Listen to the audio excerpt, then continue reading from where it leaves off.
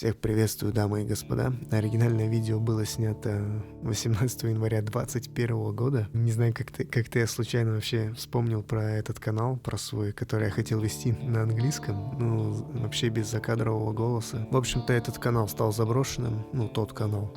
Теперь это видео выйдет на этом с моими дополнениями и озвучкой. Поехали, дамы и господа.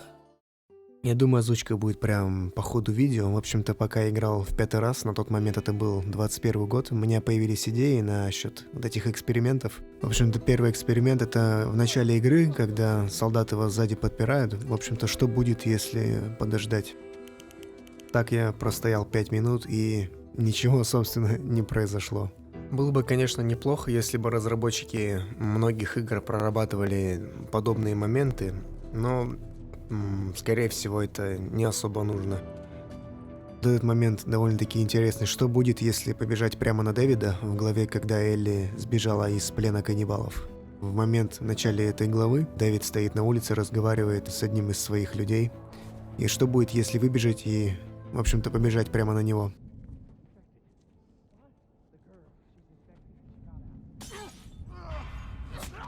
Как видите, Дэвид убегает, и нет возможности его догнать.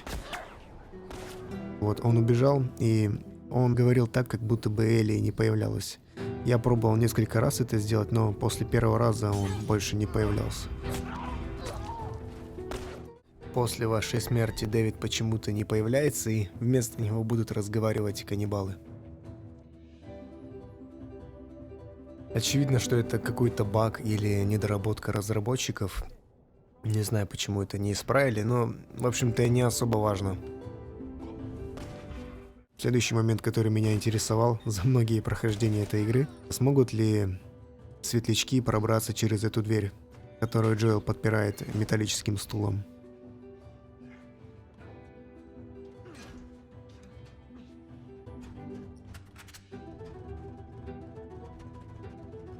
Нет, они не могут. Я пробовал ждать и стрелять в стул, ничего не происходит.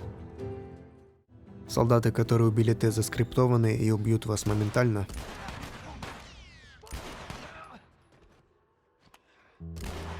В общем-то, как вы видите, Джоэл сразу не умер. Но до того, как я пробовал это тогда протестировать, я думал, что они будут бесконечно появляться. Потому что далее по главе, как, наверное, многие из вас знают, их там довольно-таки много приехало. Ну вот, Джоэл и Элли заходят, видят тело Тесс и ничего не говорят. Я думаю, разработчикам вообще не стоило давать возможность убить этих солдат и спуститься посмотреть на тело Тесс. Если у вас еще есть идеи по поводу каких-либо моментов, которые можно протестировать, пишите их в комментариях, я спустя 2 года могу снять вторую часть.